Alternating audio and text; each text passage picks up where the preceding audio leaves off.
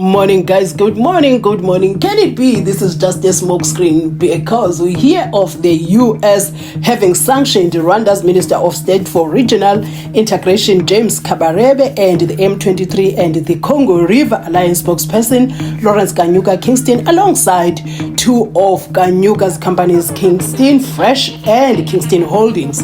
Welcome to South Africa Lately, a channel that discusses South African trending news. We do, however, grab here and there from international news when it is trending enough to be brought here. Please do understand that I'm not a politician. I do not have deep knowledge in politics. However, I am a South African citizen who's also a voter, and I do believe that my views count when it comes to political affairs of South Africa. And in this case, the political affairs of this beautiful continent that we live in, Africa, child. We need this continent stable. We need this continent flourishing. We need this continent to have one voice. Do you get? All right, I want to read to you. There's a reason for me that I believe this is only a smoke screen. Before I share why I think this is a smoke screen, I'm going to read to you this whole sanction story and then how Rwanda reacted to the whole thing. Then I'm going to come and tell you why I think this is only a smoke screen. Anyway, that would be my views that you are allowed to differ, that you are allowed to have different views from my own views, and you can share those views in the comment section so that we have this discussion and we include many people and we see other people's views. Okay, no one has, my views are not the gospel truth, all right? They're just my views that I think of whenever I'm sleeping. Oh, but that was suspicious. You know. Anyway, reading this, the United States is sanctioning today 2 individuals and 2 entities linked to violence and human rights abuses in Eastern Democratic Republic of the Congo, DRC. This action includes designation of Rwanda's Minister of State for Regional Integration, James Kabarebe, and the M23 and the Congo River Alliance spokesperson, Lawrence Kanyuka Kingston, alongside 2 of Kanyuka's companies, Kingston Fresh and Kingston Holdings. Since mid-December 2024, the Rwanda-backed armed group M23 has expanded its control through DRC territory, seizing the North Kivu provincial capital of Goma on January 27th and the South Kivu provincial capital of Bukavu on February 16th. This aggression has undermined the territorial integrity of the DRC. With Rwanda's support, it has also threatened, injured, unalived, and displaced thousands of innocent civilians, cost the lives of 3 UN peacekeepers, and wounded several others. The violence risks escalating into a broader regional conflict. All right, they're only mentioning US peacekeepers. All right, we move right along. Today's action endorses the need for Rwanda to return to the negotiations under the Angola-led Luanda process to achieve a resolution to the conflict in the Eastern DRC. The United States calls on the leaders of Rwanda to end their support for M23, itself already designated by both the United States and the UN. And withdraw all Rwanda Defense Force troops from DRC territory. We call on Rwanda to respect the sovereignty and territorial integrity of the DRC. We urge the governments of Rwanda and the DRC to hold accountable those responsible for human rights violations and abuses. The persistence of conflict impedes economic development and dissuades U.S. businesses from investing in both Rwanda and the DRC, a loss for the region and the American people. The Department of the Treasury took actions pursuant to Executive Order 13413 as amended by Executive Order 13671. So guys, that is the information coming out from the US about the DRC and Rwanda, and that was M23. We see how it goes, but let's first read how Rwanda reacted to this whole whole sanctioning. So I am going to be reading for you guys how the government of Rwanda has reacted to these sanctions. So I'm going to read this article so that we have an understanding a bit. So let's get into this. If sanctions could resolve conflict in Eastern DRC, we could have had peace in the region decades ago. That's Rwanda saying so. The Rwandan government has condemned the US sanctions imposed on its Minister of State James Kabarebe and M23 rebel spokesperson Lawrence Kanyuka Kingston, describing these measures as unjustified and unfounded. The US Department of the Treasury, through the Office of Foreign Assets Control, OFAC, sanctioned Kabarebe for his alleged role in supporting the M23 group, a militia that has been destabilizing the Democratic Republic of the Congo. Kanyuka, senior member and spokesperson of the M23 and his companies, Kingston Fresh, which is in the UK, and Kingston Holdings in France, were also targeted by these sanctions. According to the US Treasury, Kabarebe has played a central role in coordinating Rwanda's support for M23, including its involvement in extracting minerals from DRC-controlled areas. The US accuses the group of committing severe human rights abuses, including the unaliving of people, sexual violence, and forced displacement of civilians. Today's actions, that I'm quoting, today's action underscores our intent to hold accountable key officials and leaders like Kabarebe and Kanyuka, who are enabling the RDF and M23's destabilizing activities in the Eastern DRC, said acting Undersecretary of the Treasury for Terrorism and Financial Intelligence, Bradley T. Smith. However, in February 20 statement, Rwanda's Ministry of Foreign Affairs dismisses the sanctions and asserting that they would not resolve the conflict in the region. If sanctions could resolve conflict in Eastern DRC, I'm quoting, if sanctions could resolve conflict in Eastern DRC Congo, we would have had peace in the region decades ago, the statement reads.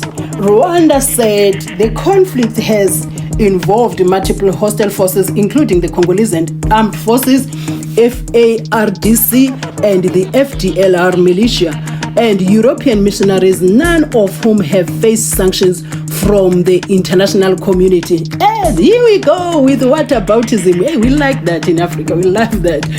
The Rwandan government maintains that it has been acting in self-defense, seeking to secure its western borders from the ongoing violence emanating from the DRC Congo. Rwanda's statement stresses that the international community's failure to take action against the forces, particularly the Congolese government, has only prolonged the crisis in the Eastern DRC. Rwanda's only aim is a secure border and an irreversible end to the politics of armed ethnic extremism in our region. This is a matter of national security. I am quoting from the statement. I'm quoting from the statement, right? Basically, this article is the breakdown of the statement by the government of Rwanda. As a demonstration of its dissatisfaction with international response, Rwanda this week took a further step by suspending development ties with Belgium. Hey, Rwanda, you go, girl! The move appears to be preemptive response to growing tensions and clear indication of Rwanda's frustration with external pressure regarding its involvement in DRC. Belgium has been at the forefront of pushing for sanctions against Rwanda in the West, with attempts to move the European Union last week yielding no result after the European bloc was divided on the matter. However, earlier this week, the UK summoned Rwanda's envoy, who defended the Central African nation's involvement in the conflict, saying Rwanda's faced existential threats to its borders from DRC's alleged use of genocidal militia, FDLR, and its national army. The FDLR are widely accused of complicity in the 1994 genocide in Rwanda. They have been since embedded in the Congolese National Army, FARDC, alongside with militia like Wazalendo. Guys, Rwanda emphasized its commitment to the African-led mediation process, notable the recent joint EAC, SADC Summit and African Union Summit, which it views as the only credible pathway to peace. Punitive measures, including sanctions, make no contribution towards long-term security, peace, stability for all the countries of the Great Lakes region. Rwanda's Ministry of Foreign Affairs concluded calling for the robust support to the African Union's efforts to broker a negotiated solution to the ongoing conflict. Then that's where the breakdown ends. But I have my suspicions with the whole thing, but I'm going to share my suspicions with you. And now let's talk about my suspicions that this is only a smokescreen, because to begin with, there is this promise between Donald Trump and the president of Rwanda, and I'm going to prove that to you like in a second. The only president I love in Africa is President of Rwanda, Mr. Kagame. He has made a lot of developments in Rwanda. President Trump's unconventional ways of doing things, I completely agree with him on many things.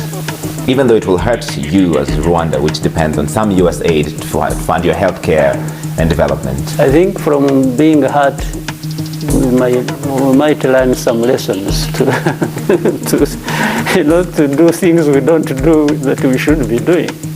This is why I'm saying, yeah, this aid thing, which I've never been a friend of it much as I've been a beneficiary of it.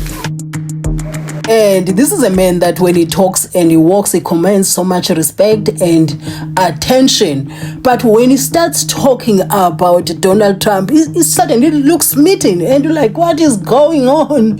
What is going on? Like, I don't even know how to say this. He's suddenly smitten. If you don't believe me, go back to the clip that you just watched before this and look at him.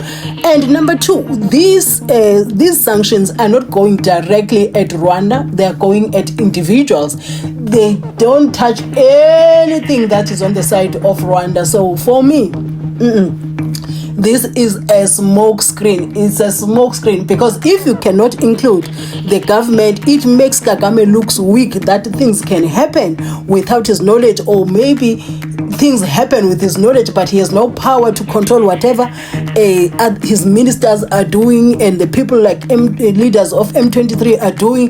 It renders Kagame very weak and powerless. Do you get that? That's for me. That's for me. Because if they have to impose sanctions, at least leave the people of Rwanda. Even go for Kagame himself. Then we know that is happening. Hey, we live in strange times. Also, what's important that I want to bring to your attention, that why I think this is just one of the smokescreens that are happening in real time.